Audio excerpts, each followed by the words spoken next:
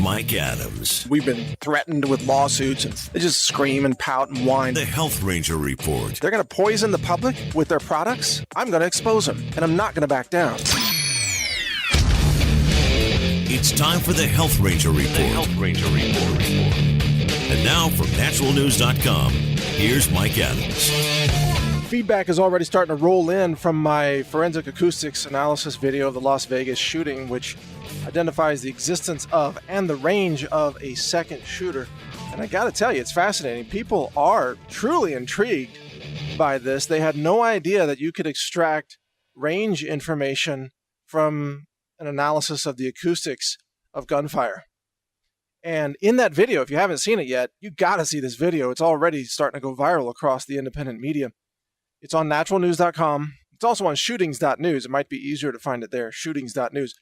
But it shows you the math behind how you can analyze it has to do with the speed of sound versus the speed of the bullets themselves and their flight time to a specific range.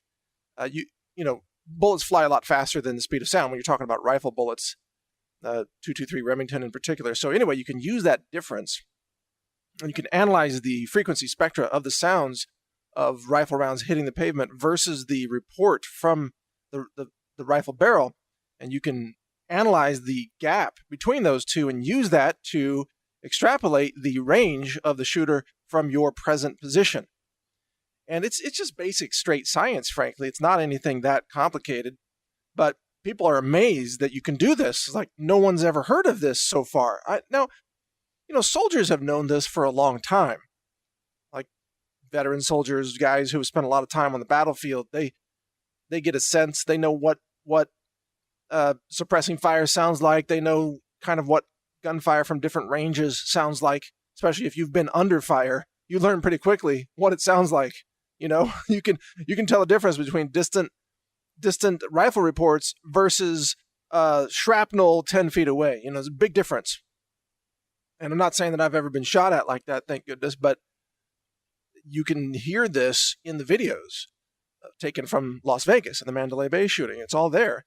And what I find interesting about all this is, as a scientist, I'm the author of the book Food Forensics, and now I'm doing acoustic forensic analysis just because it seemed like a fun problem to solve, frankly. Well, fun's not the right word. I mean, I find math and problem solving fun, but the topic, of course, is gruesome. But it's a positive thing to try to solve it, isn't it? So, fun's not the right word. I find it challenging. Maybe that's a better term. It's a challenging problem to solve, and if we can solve this problem, maybe we can catch more bad guys, and maybe we can stop more shootings, you see. So there's a positive desire in all of this, even though the tragedy was heinous and gruesome itself. So I just want to clarify my words on that point. In any case, what I find especially fascinating about all of this is that the answers are out there. The answers are already encoded in the audio.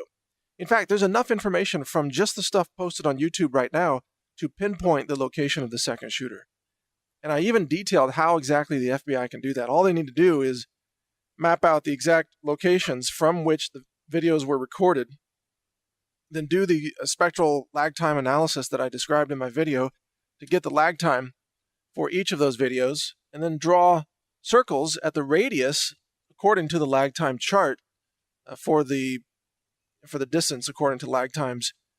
Draw those circles and then look for where those circles intersect. Where those circles intersect, that is the location of your second shooter. And it might be a third shooter for all we know, but we know at least it's a second shooter. So the FBI, all they need is about 5 guys, to solve this, at least the location. And then they can go to that location and they can look for clues. They can look for expended brass. They can look for footprints. They can look for, hair and other forensic evidence if it's maybe inside a building. Because some of the possible shooting locations were other buildings like the Oasis Apartments or the AM/PM convenience store. And there's another building to the south that I didn't mention in the video, but it's a possible shooting location as well. So the FBI could get a lot of clues if they would simply follow the acoustics analysis and go out and look at those locations. And that's what's really interesting about this, is that the signal is already there in the noise. You just have to be smart enough to pull out the signal from the noise. And I don't know, maybe it's just the fact that I have audio engineering background skills, I did a lot of music. I've done like 15 or 16 music videos that I've posted online, did a lot of harmonics, a lot of video and audio editing. So I just happen to have that background, plus being a lab scientist, plus being a long-range target shooter and a firearms enthusiast. So you combine, that experience or that skill set, and that's actually perfect to analyze this Las Vegas shooting situation, which is why this whole idea came to me, by the way, when I was out jogging. I was literally just jogging and I just I don't know, thinking about the Las Vegas massacre, thinking about flight time of bullets, because I think about those things being a long-range target shooter. I'm always thinking about, flight time of bullets and wind compensation and bullet drop. I use mil dot reticles. I'm always thinking about mils. I'm thinking about the different ballistics coefficients of the rounds and so on. Anyway, I'm out there jogging. I'm just thinking about long-range target shooting.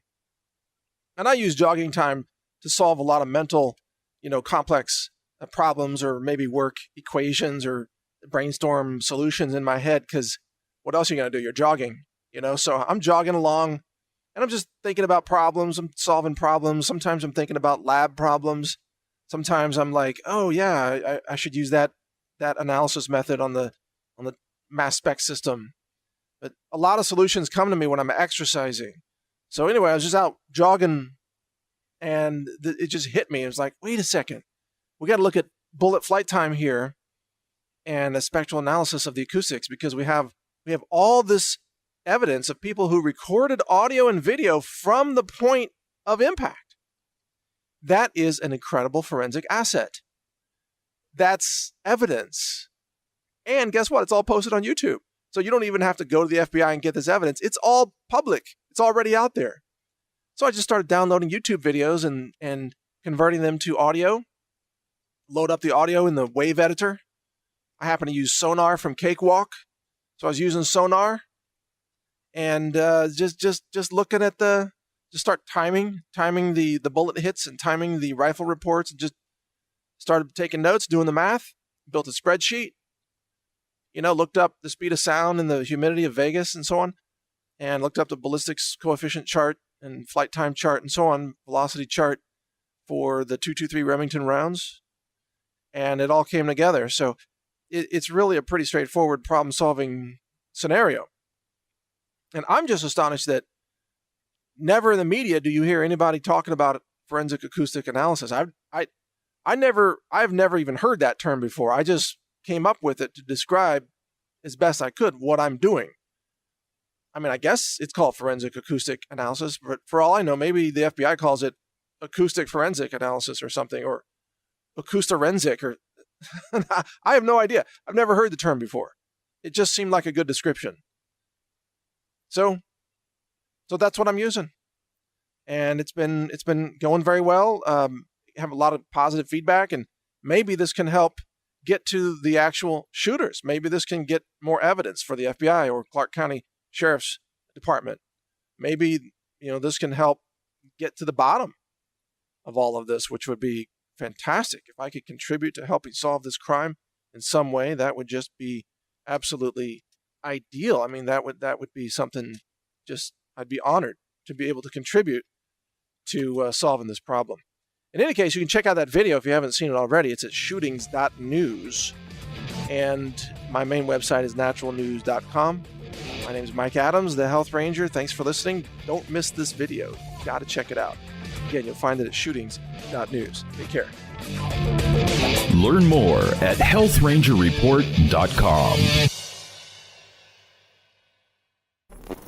Thank you for watching. If you want to support our mission, visit us at healthrangerstore.com for the world's largest selection of lab-verified superfood and nutritional products for healthy living. It's at healthrangerstore.com.